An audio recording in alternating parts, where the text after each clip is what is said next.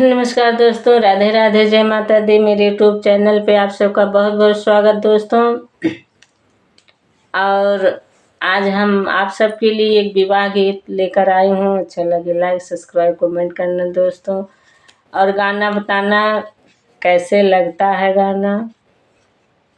भैया बहनी से मेरा निवेदन है, देखिए।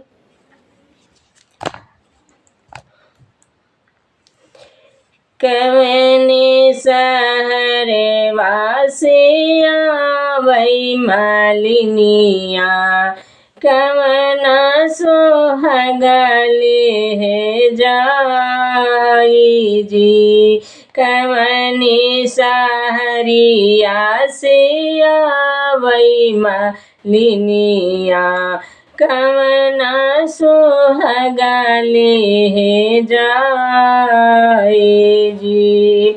हरे पटना सहरे वासिया वही मालिनिया, मऊरू सोहगले है जाए जे।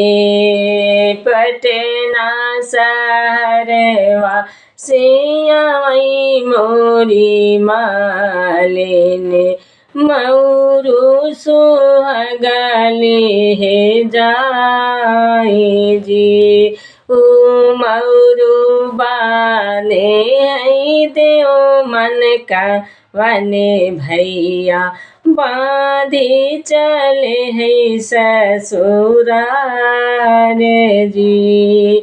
ऊ मऊरू बांधे है देव मन भैया, बांधी चले है ससुरार जी। एक बना गईले दूसरे बना गईले, तीसरे में पहुँचे ससुरार जी। एक बना गईले दूसरे बना गईले, तीसरे में पहुँचे ससुरार जी।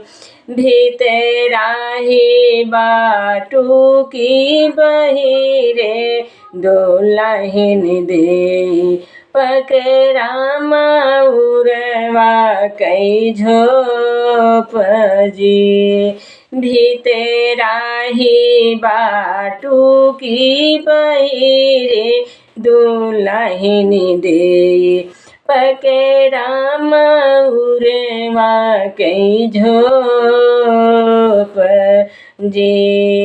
कैसे के पकड़ी दुल्हे मऊरू कई झोपवा, हिया बाटे नैहरे कई लोग जी।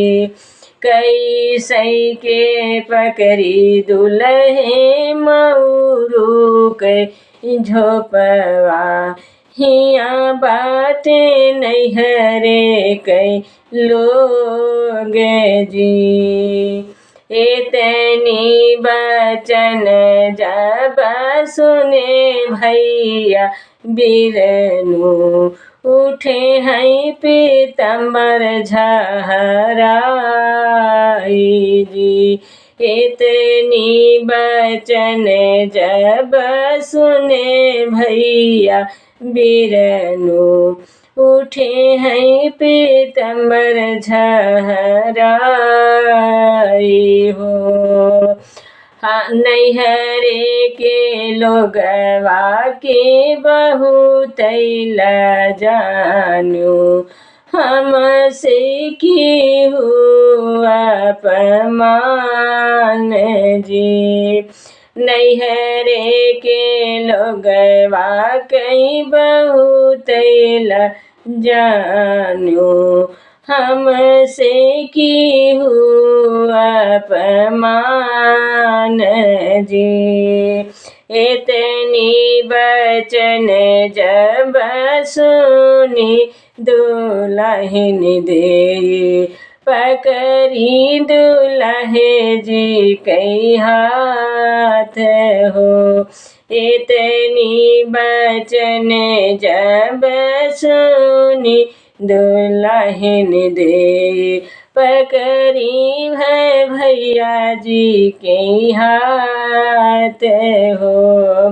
नैहरे कई लोगवा दुल्हनियार ही जई है, तोहरे साथे करमा गुजार जी।